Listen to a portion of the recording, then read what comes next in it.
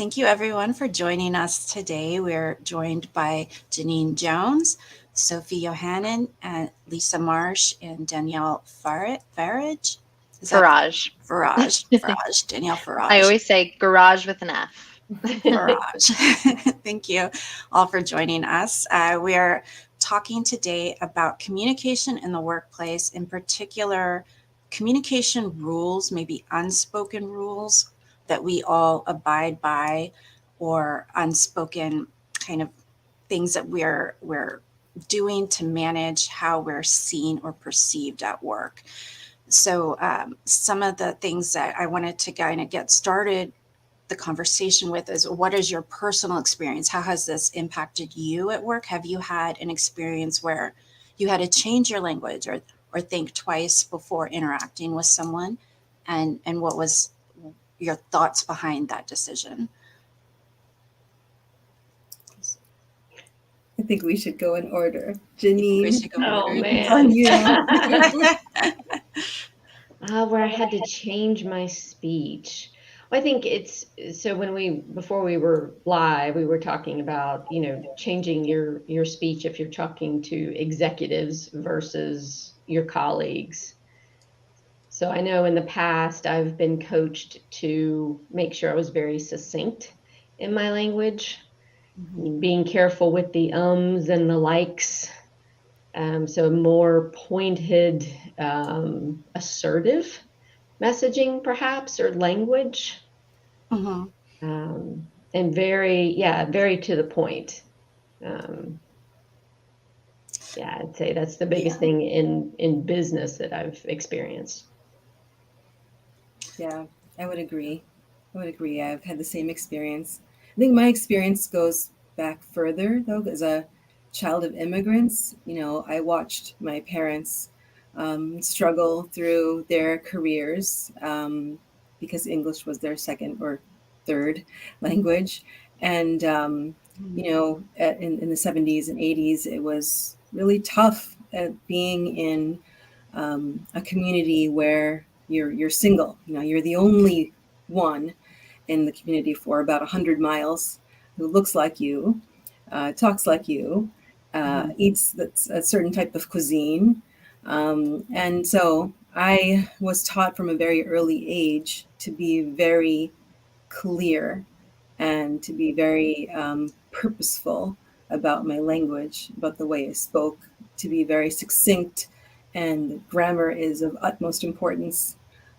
So that was from a very early age. And then more recently, as I joined the corporate world, yes, very succinct, to the point, and especially to executives, especially male executives, seem to have less patience to listen to a story or a background. They want to they want you to get right to the point. And so I've gotten used to doing that. I'm also in my therapeutic area is cardiology, which is overrun by males, and specifically electrophysiology, so arrhythmia treatment, which is overwhelmingly male dominated field. So, especially if you are in the hospital, in the cath lab, in the EP lab, you have to be very comfortable being around, being the only female in the room. And yeah, I think we need to be more conscious and more forgiving and be okay with having different types of speech in the same room and trying to adjust to that. So, Mm. Yeah, Lisa, pass it to you. Yeah. Like Sophie mentioned, I'm also, sorry, first generation US too. And I grew up in the Midwest. And so I don't have an accent at all. I speak English fluently. It's my only language. My parents spoke Korean, but they really felt it was important that I learned English and I learned it without an accent. And I mean, to my detriment, because it'd be great to be able to speak Korean, but I don't.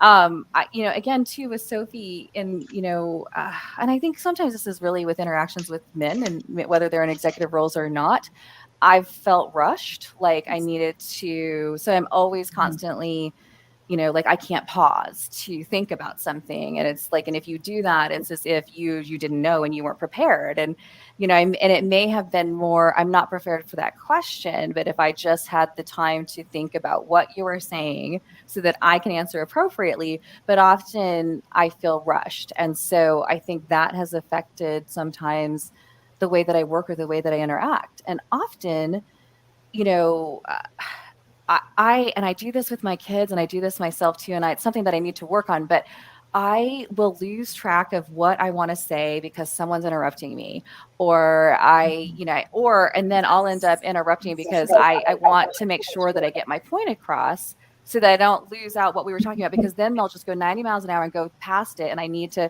then it's like, why are you going back like to 30 minutes ago? It's because you didn't let me say what I wanted to say and you just kept moving on. And Oh so my then I God. find myself interrupting people.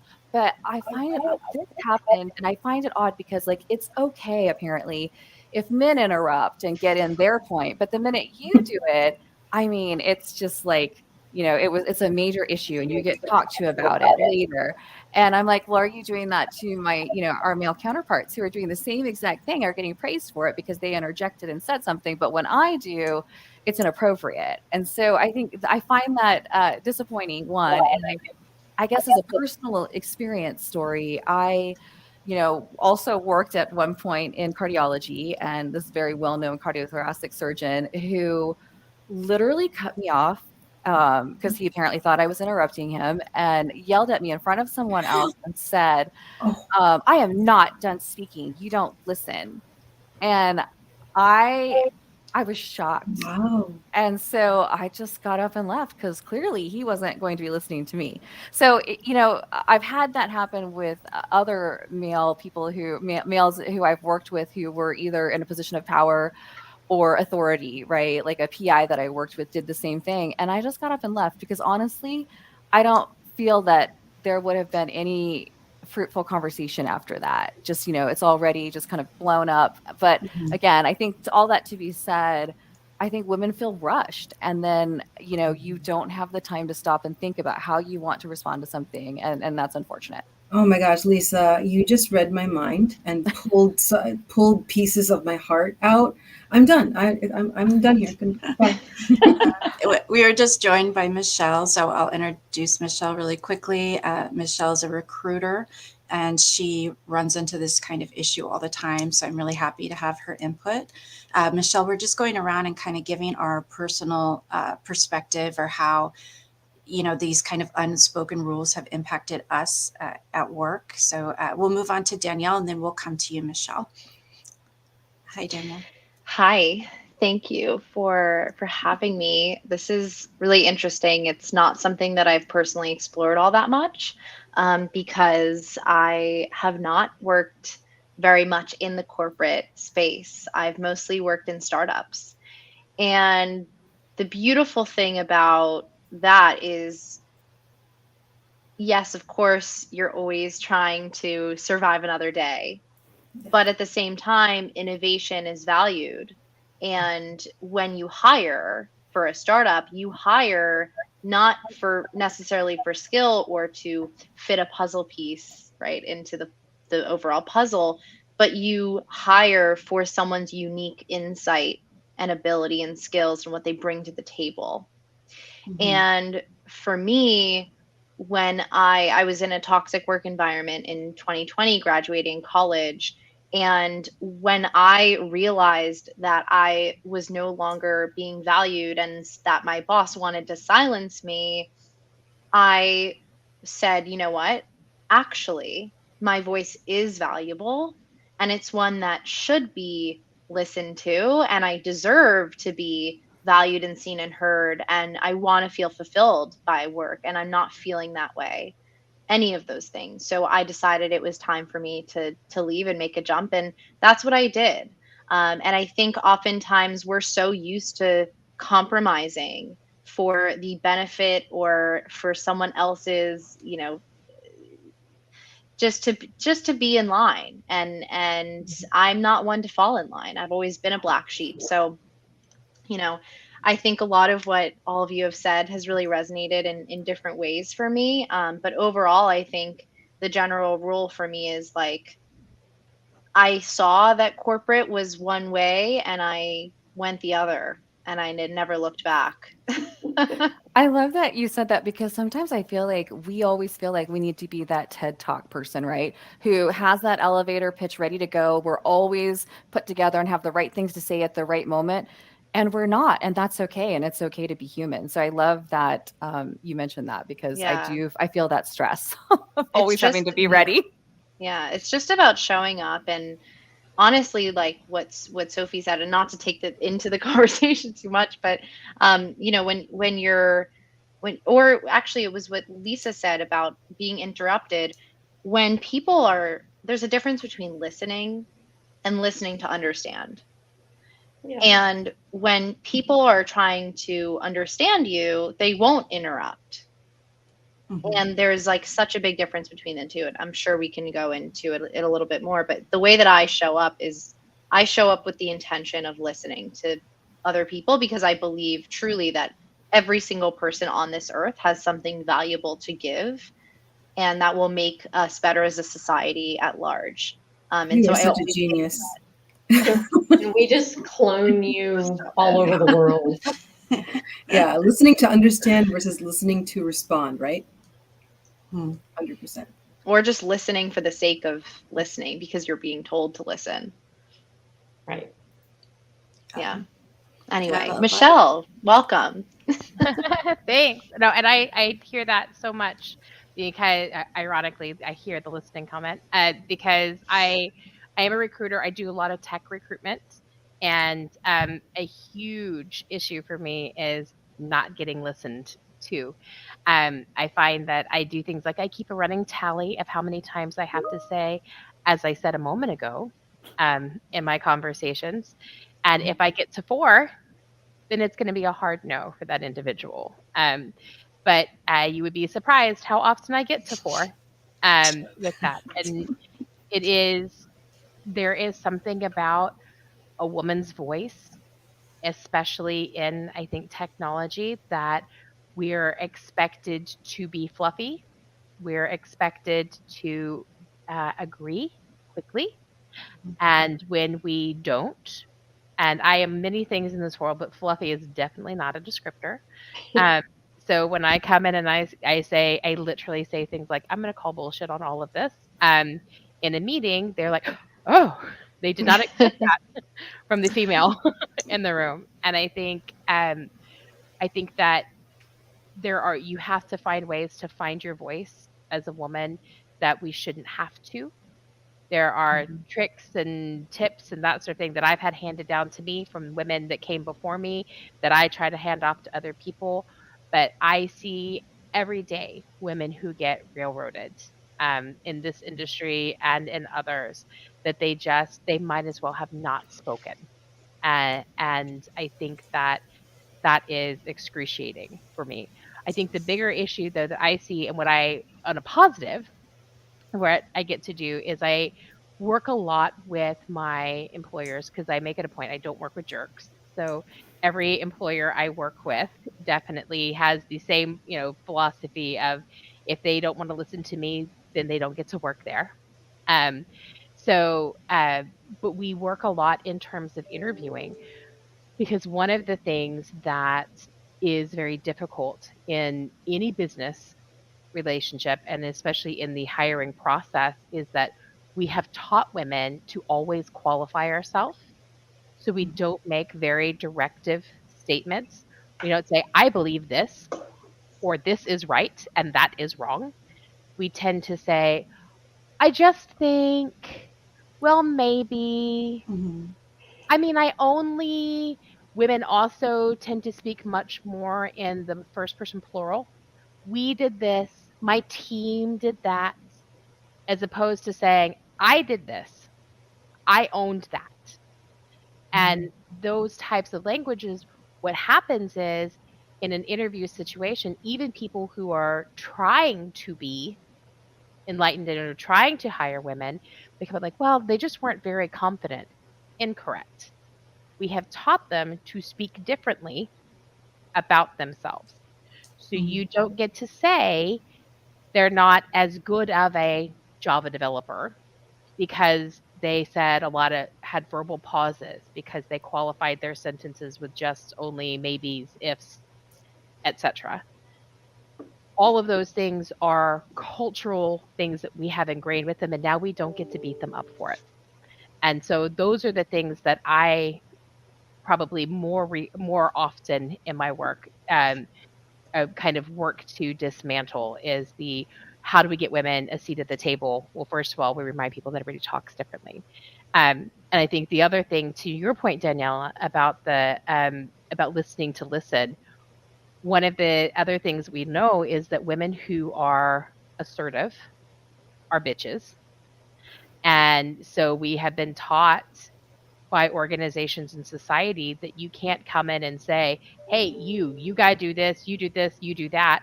We have to have softer ways of working behind the scenes. And so for a lot of senior roles, when they're asking, they give behavioral questions. So how would you handle a situation with this? And I hear employers say a lot, well, I really was looking for somebody who would give a lot of pushback, and they didn't. Of course they didn't. They spent their whole life being taught that women aren't allowed to push back. So you need to learn to ask different questions, frame things differently. They're like, well, but I told them this was a safe space. I was like, oh, did you? Well, in that case, if the cis white dude said it's safe and just change everything. Oh So, my gosh. it's coaching around that, both for the candidates and for the interviewers, and helping everybody be aware of those things is kind of where this conversation impacts most in my career. So. Michele, that reminds me of something. I once had a wonderful recruiter who followed up with me after an interview and asked me, how did it go? What questions were you asked? And how did you respond? And to one question, I responded, well, I think I can, dot, dot, dot. And he said, stop. I don't want you to ever say, I think I can, ever again. You should say, I can, I will. And when you're at the end of this sentence, at the end of this process, you should say, I have done. You know? So you're putting a stamp, a period, an exclamation point at the end of your sentence. And that just blew me away. I was never taught to speak like that. I think it blows me away that you would say that, Sophie. You're a trained doctor, and you are so accomplished, but yet you still have those things that fall into the speech Absolutely. pattern. It But doesn't Michele, matter. We all. and I think Michele brings up like a good point though, because like where do we draw the line of giving advice versus being super critical and hyper focused on how women communicate? Because I don't think I've ever seen an article that said 10 mistakes men make in emails or 10 ways men can tailor emails, right? It's always geared toward women, how we can change our speech, how we need to watch what we say. And I don't know, what are your thoughts on the messaging? And were those articles, were the suggestions to be more like a male? Like Sometimes, assertive and yeah. Yeah, and a lot of the tips I've read are things Michele said, like not to use the word just, not to say I think, those kinds of things are always listed in there. But And yeah, I've caught myself doing that in emails, and I will write it and then I go back and read it before I send it and I take it out because Yeah. it sounds to me weak, or maybe I'm unsure of something when that's, or maybe it's like you're trying to apologize for having this opinion or Yes. thought or I'm so sorry that I'm strong-minded about X. yeah. My Yeah. big one is always that I am, again, in addition to not being fluffy, I'm also generally speaking not nice. I'm often kind, but I am not nice, nor do I particularly value nice. I really value competence. And so in my email correspondence, I am very to the point. So in general, one does not get from me, Hey, how's it going, Lisa? So hope you had a great weekend. Blah blah blah, yakety schmackety. 5 paragraphs later, here's the damn point. Not me. I'm the Two-line off. emails are like my jam, right? Like, Lisa, I need you to show up at this thing. Let me know if you got a question. Okay, thanks, bye.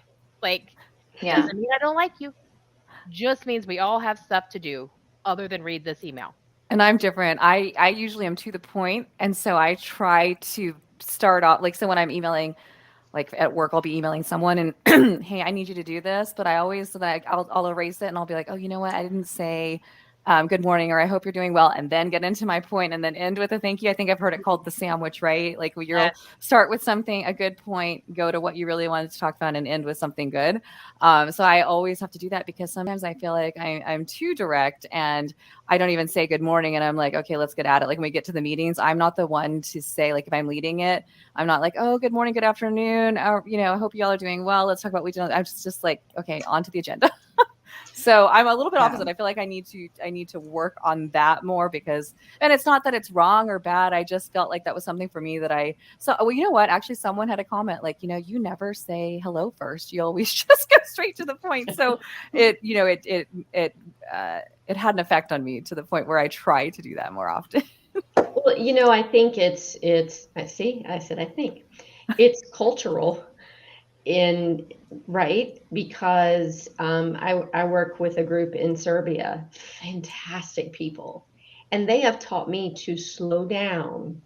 Hey, Janine, how are you doing? Because I'll just start going into it, but hey, how are you doing today? So now when I contact them, I always, how are you doing? What's anything new?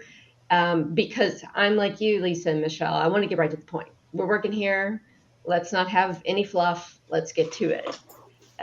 But with them, I take a different approach. And I You'll don't mind say, if it's a sorry. pervasive culture. Like, I don't mind if it's because they're Serbian. Like, fair play, right? That's a different nationality, a different culture. But Mhm. my frustration is when I am emailing with clients or within their individual cultures, and my emails that don't have Lisa's fluff sandwich um, get like highlighted as this seems a little aggressive, Michele. When like I get the same tone and everything else from a male colleague, they're like, "Oh yeah, he's very efficient." I'm efficient. And so literally so one of my so we have an all women team in my company, and so one of the women I work with, she just is not capable of the fluff sandwich. And she every time she has to send correspondence to one of our clients in particular, she sends it to me, and this is literally she said, "Okay, I need you to add the woo girl to it." So that I can go through and be like, all right, team, rah rah, everybody's so pretty. Do we like it is a statistical update on the state of recruitment and people and culture. And yet, Woo Girl must be present because it is coming from women within the organization. And yeah, so sorry, I interrupted, but go ahead. Sorry, Sophie. Oh, I was just going to say, I always like to throw a wrench in things, not on purpose, but I end up doing that. So I wanted to say that I am kind of a fluff person, and I am a little bit softer generally. That's just my makeup, maybe.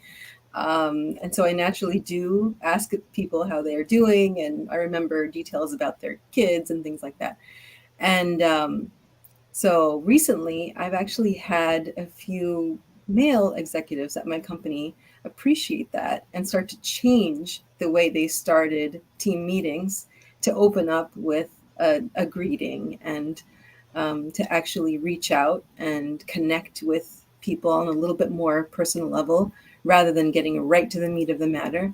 Um, and I find that gratifying in a way, we can be equal different ways, Mhm. right? Yeah. And I think And it's, um, sorry. I was going to say just really quick. The thing that's funny about what Michelle's saying is I tend to be like that, and I have to add the fluff in before I send. Like I'll read back and I'll say, "Oh my gosh, I'm being too direct."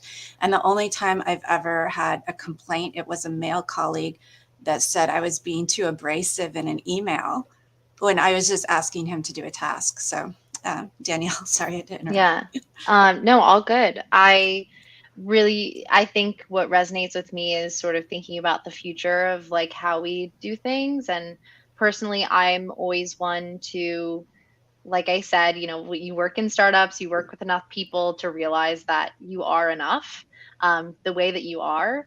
And I, like Sophie, I actually think it's kind of built into the Jewish culture. I went to a Jewish school growing up, so like it's kind of part of my thing is like we used to call our teachers by their first names, and it built sort of this camaraderie with the higher, like typically like teachers are more powerful than you, and this power dynamic, it kind of closes the gap between the different levels in a hierarchy. And I think that that sort of creates and cultivates this feeling and sense of community, which I'm a really big believer of. And I build community, it's part of who I am.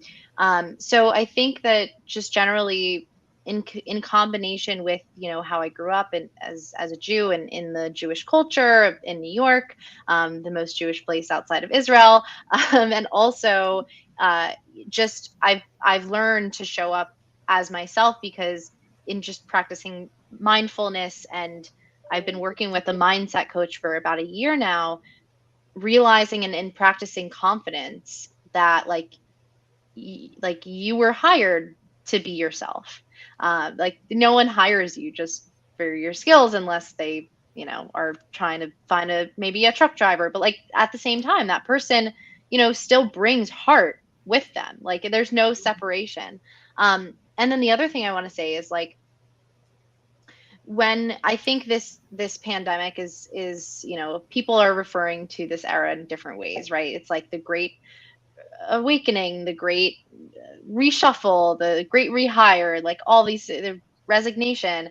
And I'll say, once you see someone's home and where they come from and live, and the fact that they have kids, it doesn't go away just because we are returning back to the office or whatever really is happening right now, right? So like Mhm. you can't forget that people are still humans. And I think that there's this unforgettable, I hope, element of the conversation where it's like the way that we show up at home is probably going to be the way that we show up in the workplace.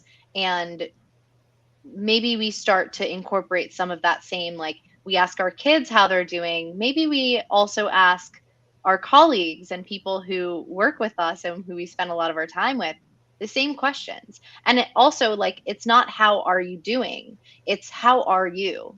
And I think that's an important distinction because oftentimes people will ask like, "Oh, how are you doing?" And it's like it's I think a little bit, you know, how are you is more personal and like specific to the person versus their activities or whatever else is going on in their life. So, anyway, that was my 2 cents.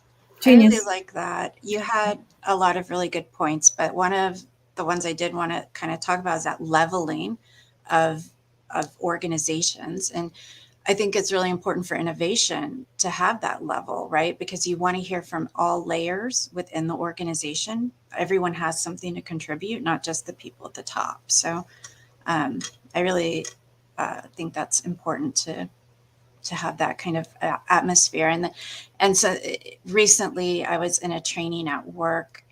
One of our male colleagues was showing us how to use a database, and his daughter came into the room and she said hi to everyone and she sat on his lap for a while, and then he mentioned, oh, I'm going to be out in a few weeks for paternity leave. And I was thinking, oh my gosh, what an amazing ally. Like this man has shown everyone, his children, no embarrassment when they walked in the room, right? He just kept on with the training session, like everything was normal. And then he mentioned, oh, I'll be out on paternity, making it clear that that's the reason he's planning to be out. Women, we always feel like, oh, the maternity thing is such an issue for us. Hide it. Hide it. It's a secret. Hide it. Yeah. Don't tell anyone till you have to. And then you even try to work sometimes during that period, which is really important to, be with your children. So I thought that was such an amazing ally and such a positive thing to show at work. I really I love think that. so. I think that's such a good point. And I know, Danielle, you work in startup space. I also work with a lot of startups.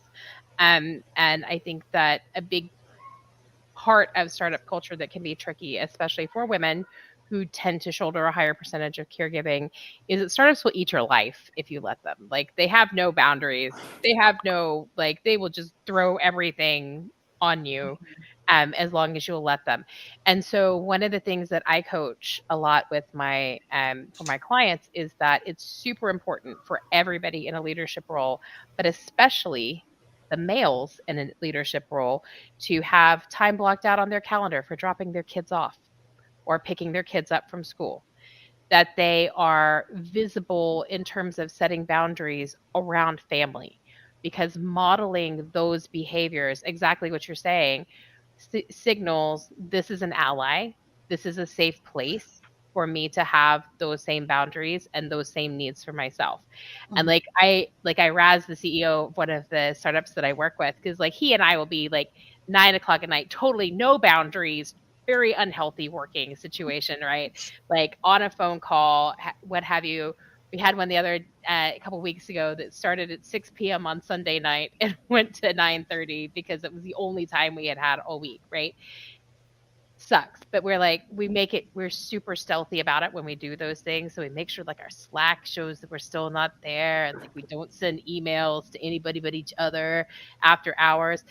And those things sound funny and silly when I say them, but I actually think they're really important, because I make a point of saying, hey, I'm head of talent in this organization. I have tiny humans. When it's mommy time, it's mommy time. I'm not on Slack. I'm not on my email. Y'all can wait. We are not curing cancer here. So, and I know for some of you, you literally are curing cancer. None I will say of my clients are curing cancer. my European male uh, counterparts, my colleagues in Europe, seem to be better about that. I have a male colleague in Germany who actually will say, I need to pick up my child at this time, so I'm going to be 10 minutes late for the meeting. But if there's anything I need to do, please let me know. I have my phone on me, you know, and he doesn't mind. And historically, I have noticed that my European male colleagues are more conscious and more confident about saying that. Well, they also have laws in place. Like, you can't, like, I work for a French company. So this is a lot of the stuff that I literally come to terms with. Like, when I go to France and I see that, they really don't speak about work on the weekends. And you're right, Michelle, like, startup culture is very different, because I know that both of my bosses, they work on the weekend, but they know that, that's because they're the founders, and they would probably be like, you know, upset or whatever. They'd probably say, "Hey, Danielle, like, you're not supposed to be working," if I showed up on Slack on a Saturday. But they're very forward. They're very straightforward about the fact that they work because it's like their company, and but they definitely draw the line for the rest of us. And also, when I go to France, another thing that I realize is that when we go out to like lunch, they value like in-person connection and Mhm. camaraderie time. So when we go out to lunch, it's usually going to be like a 1.5 to 2 hour thing, and we're not the only ones doing it. Whereas in the States, I think a lot of people sit at their desk and eat lunch, or like they don't leave the office and they order Uber Eats. And, it's not always like the best weather, but I've definitely noticed that's a really, really big difference. And I think it then reflects on like, social circles, and how you make your friends in America is very different than how you make your friends in Europe. A lot of their social circles are people they worked with in the past. And I feel like the same thing happens, but it's not as prevalent here. Um, Mhm. so yeah. Yeah, I think it's definitely interesting to see how different cultures handle work, and it can highlight our unhealthy work environments. But something I wanted to get back to was this idea of women having to constantly manage how we're perceived and all the thoughts in our heads and all the energy that's going into each time we communicate with a coworker. And some of those things, like for me and Sophie were talking about this the other day, when you enter a meeting and it's all men, immediately your reaction is, oh crap, like, oh my gosh, and then you have to manage your language. Okay, I'm going to have to follow the rules of this situation. I'm going to have to speak quickly. Like Lisa said, I'm not going to be able to have those breaks or time to think about speaking. I just have to come up with an answer. Because if you take any time, then they're going to think I'm an idiot or I'm not. I don't know what I'm saying.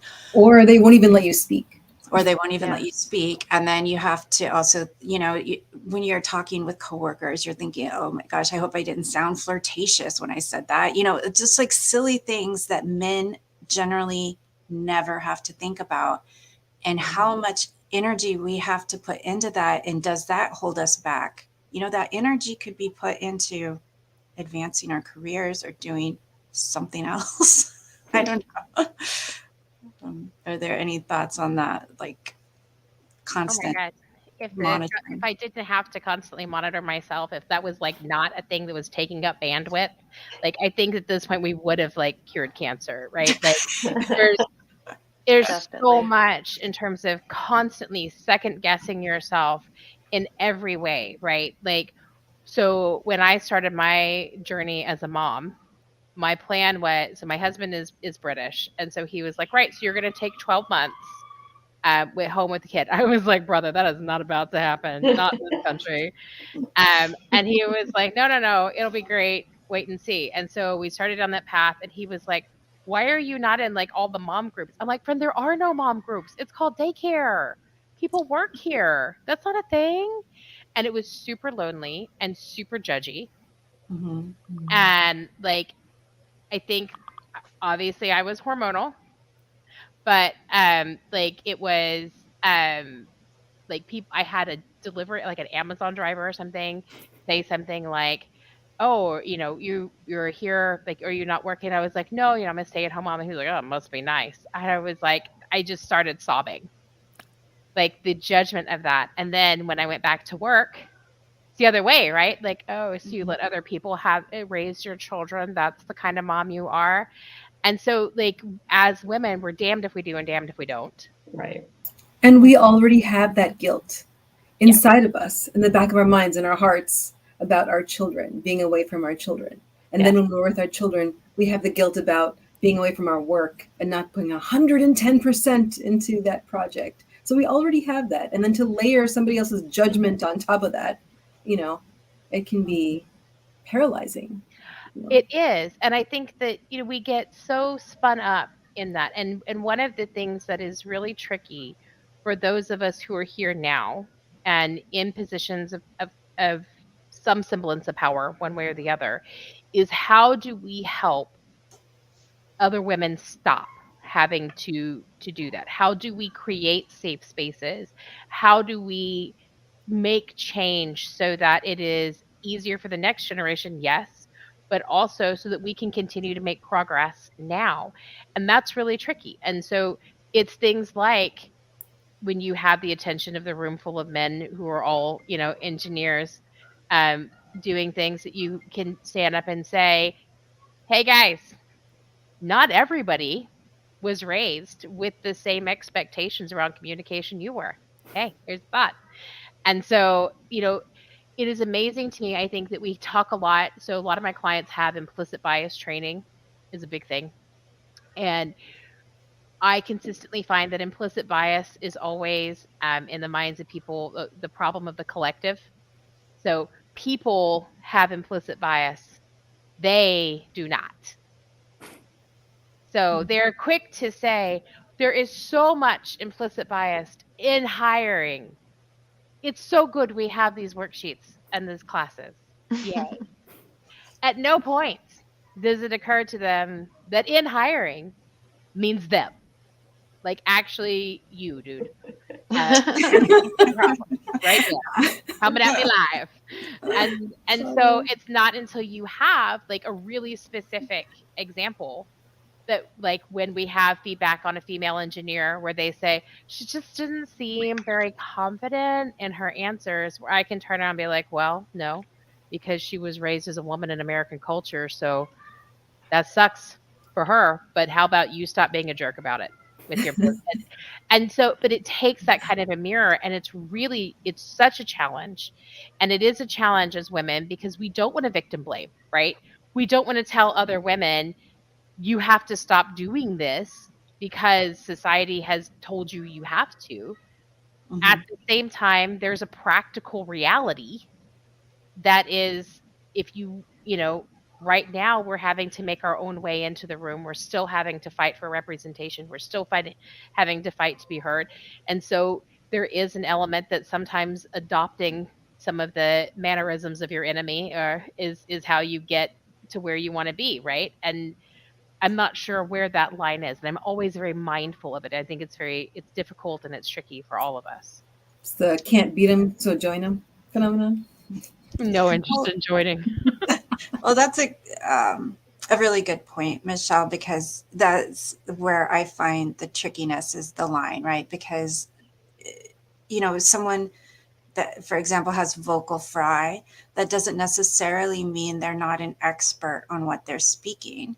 So when someone says, "Oh, she doesn't sound like she's very like on point," or "She doesn't sound like she knew all of the information," but you know that it's just because she had that one thing in her tone, right? Like she had that vocal fry, which is judged as being less intelligent or something. And I tend to do it when I'm nervous or if I'm like tired, or I notice I'll do like a kind of vocal fry too. And I just wonder, what is your perception of judgment? And sometimes that judgment also comes from other women, not just men. It Absolutely. can be other women that are saying, "Oh, that person didn't know what they're talking about because they sounded like a Kardashian when they were talking," right? So I don't know. What are your thoughts on judgment coming from inside? It hurts more when it comes from a woman, and I've experienced that too. Yeah, I don't know why. Is it because we're so deeply programmed that we even judge each other? It's just projection, and we're the most likely to feel that way. So then we try to compensate by pointing it out in other people. Like criticism, it's like just a mirror of ourselves. I think it's part that. I think it's also a couple of other things. So I hear a lot, I went through blah, Mm, therefore everybody else should expect to go through blah. Why? That was terrible when it happened to you. Just because you experienced trauma doesn't mean that everybody else needs to live your trauma. That's a terrible system. But we still Mhm. have that, this whole like idea of taking your lumps. You hear that, or like they have to do their time in X or Y role. Like that's such a pervasive idea. And then the other thing I will say, like I work with an incredible woman who is very kind, and she's a female in technology. She is one of the nicest people you could hope to meet. But man, sometimes she does shit, and I'm like, whoa, do you realize that you just completely bullied that employee, that you just railroaded that female member of staff? And she's like, "Oh my God, no, I didn't." But it's because she learned to manage watching the men that she worked for Hmm. do the same thing, and mm, internalized behaviors without ever seeing it. And because she's the boss, staff doesn't feel like they can turn around and say, "Hey, this is not cool." And so it takes happening, somebody like me who's not in her line of report and really couldn't care less what she thought of me, to be able to turn around and say, "Hey, what you did wasn't cool. I don't think you meant to do that. Maybe check yourself a little bit." And so I think those. We need more people like you, Michelle, in corporate, because I have seen that happen. And I have spoken up in the past to the person who mistreated someone else, and that person was not remorseful, you know? So I think it does have to do with that what's good for the goose is good for the gander, or, take your lumps type of attitude. Well, this is how I was treated. This is what I went through. So you shall go through the same attitude. Yeah. Yeah. Janine, you've been kind of quiet. Did you have anything that you wanted to share about kind of internal turmoil or communication Yeah, monitoring? but just to Sophie, your point, it's, with getting feedback from a female, maybe it's that we expect to get criticism from males, not necessarily from females. So maybe that's when it's a little shocking. But I also think it's the delivery of the message too, right? Constructive criticism, I welcome it all the time. I ask for it. I I want, crave it. Yeah. I yes, chase it. yes, Hmm. absolutely. So there's a way to say things that will help Right. instead of criticizing. We had a conversation about this, remember, Taya, about constructive criticism. And the thing is, what is your intention by giving the criticism? Are Mhm. you going to have a suggestion for improvement that's going to go along with that, that's going to help that person improve?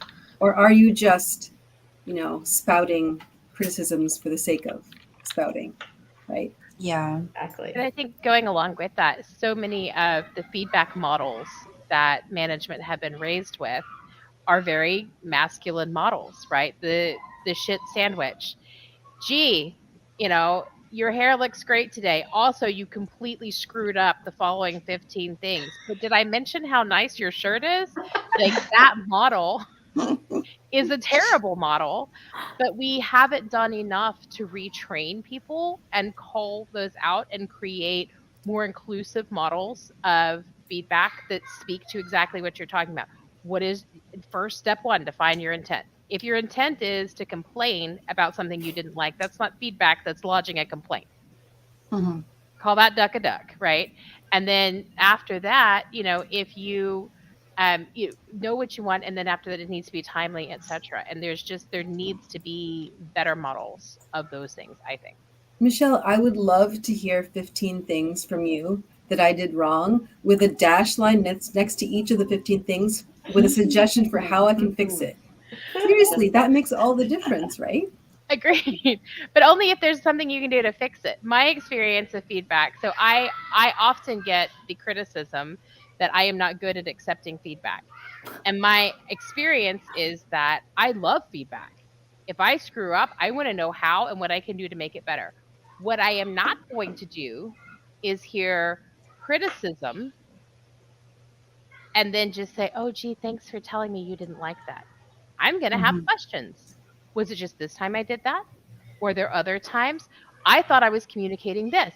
What did you hear? And my experience is especially male managers Yeah. do not take well to that. They feel that you are undermining their authority, and I care nothing for their authority, as you can probably guess. There are all sorts of reasons I'm self-employed. um, but that to me is just not like I don't. That is not being good at taking criticism. It is just not good at taking bad criticism. And I guess there's also a difference between criticism and feedback, right? Like nobody likes criticism. That's just being a jerk. So it's really about giving feedback, which is what you're talking about, Sophie, which is, hey, here's 15 things that didn't go great, and here's what we could do to fix them. That's Yeah. feedback. We did a whole discussion on fruitful feedback, right? There's something fruitful when you have a suggestion. So if you are a criticizer, you should have a suggestion for the criticizee. And if the criticizee has a question, you should be prepared to spend the time to answer it. If you had the time to give the criticism, you have time to answer the question. Yeah. I have to head out, guys.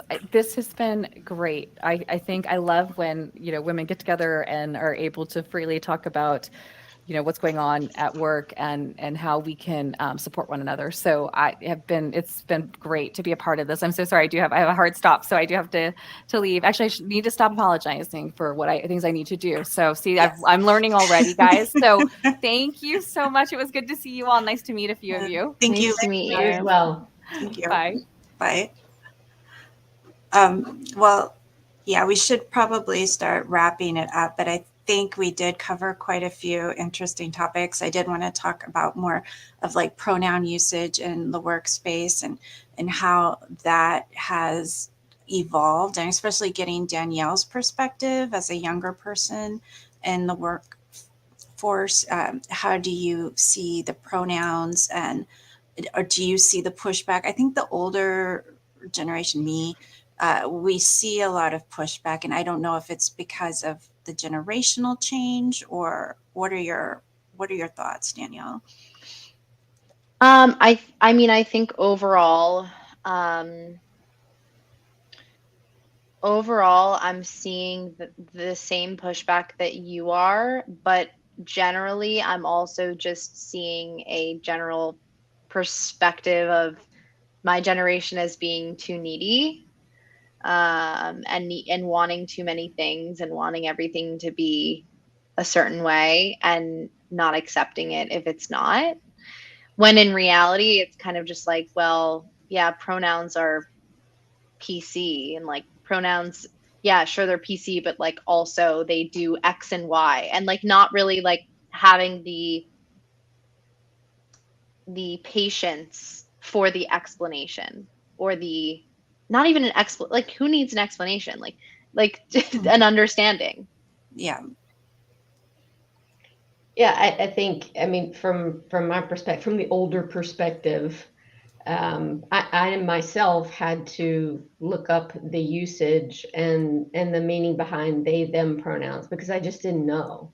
And I've had other colleagues that are around my age ask me about it, and they want to learn, and so I've sent some information, some websites with some really good material on it. And so there is, I think in the older generation, there's just this misunderstanding, and some people just don't want to understand or don't want to learn about it.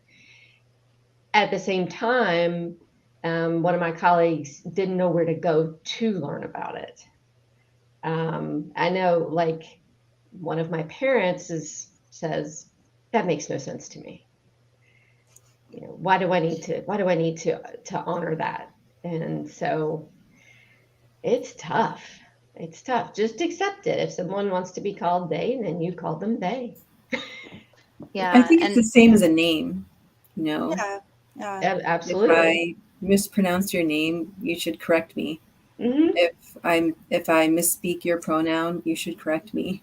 You yeah, know, and I think like also with that, the intergenerational communications, I think a lot of the time it's framed in a way where, oh, it's a bad thing. Like having all these generations, oh, it's so tough to get navigate. But like I think about all the positive things that it brings. Like the fact that Janine and I are able to think, a similar way, or to be able to share resources in the same way.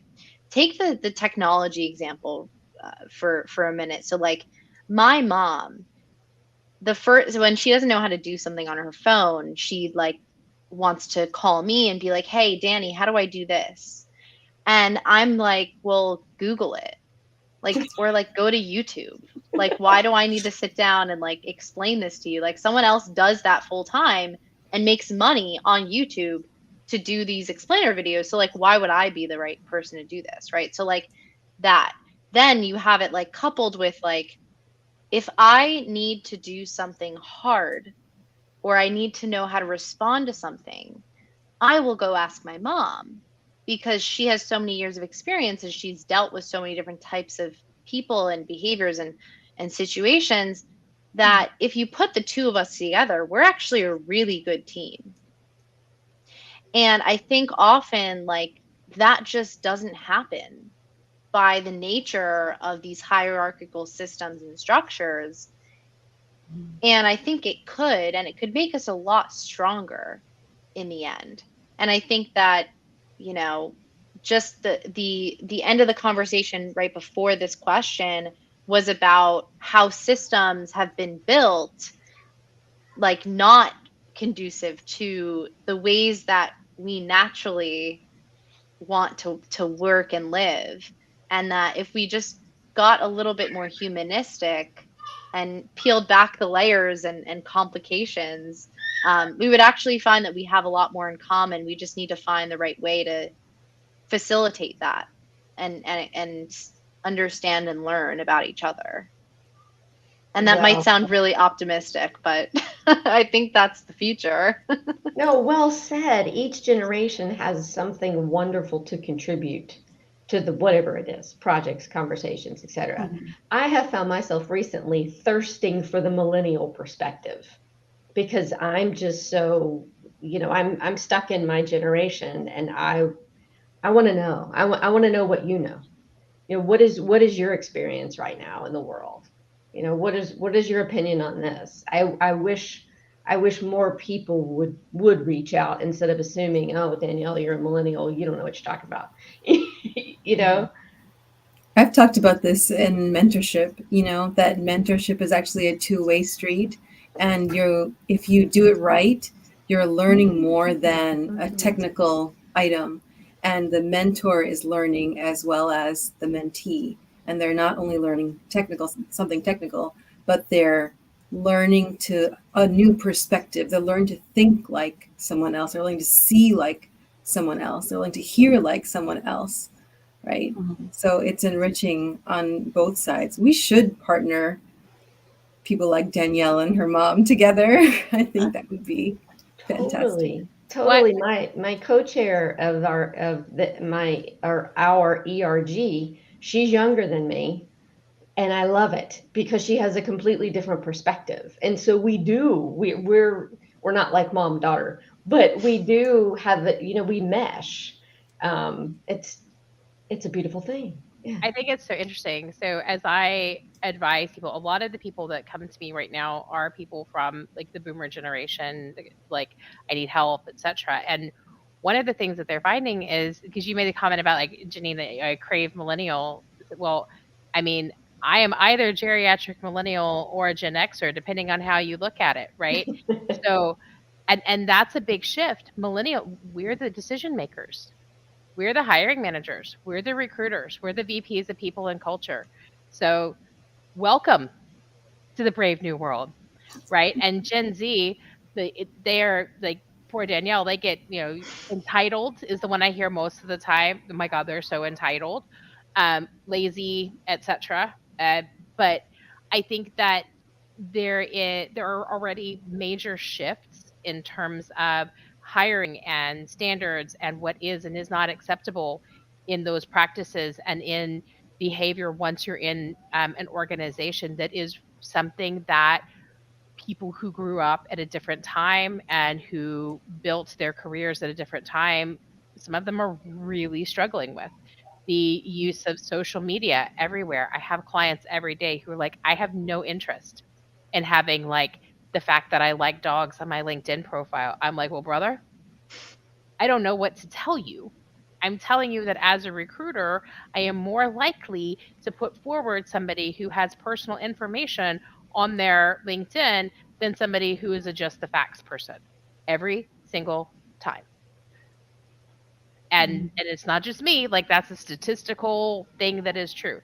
And it's because we engage differently. We expect a different level of information. And in some ways it is something, a lot of it is a much more traditionally feminine approach to how we hire and how we look at people. We want to see a whole person instead of just a resume or a skill set. We want to know, are they, one of my clients is gonna hire a guy for head of product because they really like it. He's very competent, etc. Please, nothing to take away from the candidate. But like what clinched it is that he makes sourdough bread and he named his sourdough starter the Yeasty Boys, and they were just like sold. This is our dude, right? And but that type of thing 30 years ago, even for me, 20 years ago when I was starting my career, would have been a very weird thing to even know about an applicant, let alone to have had that be something that literally the team discussed and agreed, solidified the fact that he had the kind of sense of humor and personality that they wanted on board. And those types of shifts, I hope, because I want to be an optimist. I struggle because I am a little Gen Xy, but I want to be an optimist. And so I hope that those kind of shifts actually bode well for women, because, like Mhm. I said, it is a more historically feminine perception of employees, stuff, etc. But it is interesting that people, those of us who grew up under different regimes, as it were, some of us are struggling with the new way. Like, Mhm. I serve as head of talent for two organizations. And yes, it is likely that in your interview with me, I'm going to drop an F bomb. Absolutely. I mean, statistically highly probable. And that is not something that early in my career, that would have been bizarro world, right? Like, nobody, you would have walked out of that with your mouth still hanging open, that like head of people and culture, like people thought HR people didn't even know those words, let alone use them with reckless abandon. And so it's so very, there's so many culture shifts happening at the same time that it can be difficult for people to stay up to date and stay nimble. And I think that the fact that we are online more, that we are on social media more, all of that interconnectedness uh, helps to kind of perpetuate that more. And it's harder to hide those types of behavior. I have a colleague that I work with that has an engineering manager who in meetings regularly says things like, "Oh, is HR here? Nope, great. Then I can say this." Friend, anytime you start that way, whatever's about to come out of your mouth is not a thing that you should say. True fact. Like, Right. Michelle, I will say I don't think I knew that it was expected or preferred to have personal items in your LinkedIn profile. I don't, I have two teenage sons. I have no mention of them in my in my LinkedIn profile. I'm married. There's have a lot of interests outside of work, and I don't think I everybody, thought to include them. Not that I didn't want to, but it just never crossed my mind. again, I think it's a shift. It's a major shift, and a lot of it honestly has happened since 2020. I would say, before 2020, everybody had their headshot on their LinkedIn.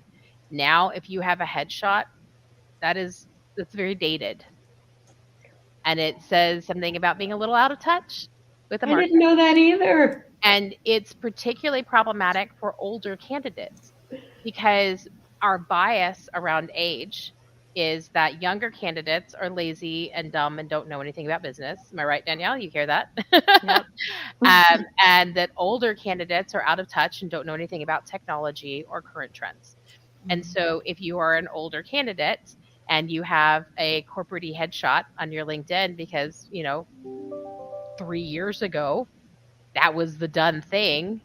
Now, like, ugh, I have had so many hiring managers be like, or if you don't have your LinkedIn well populated.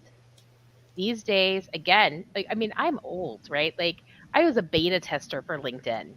Like, I been there, right? And when LinkedIn first came out, I remember saying we were beta testers, and I said to my manager, I do not understand the point of this. We have a CRM. I know all of their email addresses. What is happening right now? And it was an electronic Rolodex. Talk about, again, dating myself with a reference there, but like that was how we thought of it when it first came out, and now it is very much not. I don't even see resumes unless people apply directly for the roles I'm working on. I never see them. I only see LinkedIn profiles. So my It's your, team, yeah. yeah, it is everything. And the first thing I do, I glance to make sure they're in the right ballpark. But if my sourcers are sending me people that aren't in the right ballpark, then I have a different conversation to have later. But in general, like, I assume that they're in the right ballpark for me. So then I go and look at their posts. I look at who they are as a human. Does this look like the right kind of human? Great. Do you have stuff on there that suggests that maybe you're a douchebag? Oh, then I don't need to talk to you. We're good. Yeah. And like people really underestimate that. They're like, oh, you know, I've worked in the such and so industry forever. Guess what? Bad news, buddy. Last time you applied for a job, I was still in college. And now I'm in charge of whether or not you get an interview. Settle up. And like it's just a massive shift. And I think for the better. So Yeah. Yeah, I would It's agree. And I think the younger, like, I think we're around the same age, Michelle. I'm like that yeah. Gen X kind of. So, we were always like no labeling, uh, you know, also, I think we tend to work a lot, like having that passion for our job. And so we stay late. And I see the younger people actually log off at 5, right? Like they're done. And they're not going to reply to my email. They're not going to follow up on my IM, but people my age will. So, they Sounds will great. check their phones and text after hours and things. And, but I think that's not healthy, right? Like I agree. The younger generation is bringing a healthier workplace, and they expect to be promoted. They expect to have raises within a certain time. And so what I hear is, oh, that's because they're lazy. They just want the promotion without the work. Well, no, we've been accustomed, like we've been taught to not ask for things. Whereas the younger generation, they're like, no, I've been here. I've been putting in the work. I deserve to have a raise within this amount of time, right? But our perception is that they are asking for things maybe that they don't deserve because we've been working there for 5 years and we've never had a raise, right? So it's like arguing inflation is happening. It's like, well, hello. Things are only speeding up. yeah. I've got to run, everyone. Let's Okay, do this yeah. again. Yeah, Thank we're you. gonna Thank cut it you. off now. But thank you, Thanks, Janine, and thank you, Michelle and Thank Danielle you. and Sophie. It was really great talking, and we'll have to do this again and set up another talk. It will be interesting to follow up on like the generational differences. That would be a good one. Well, thank you so much, and I will end now.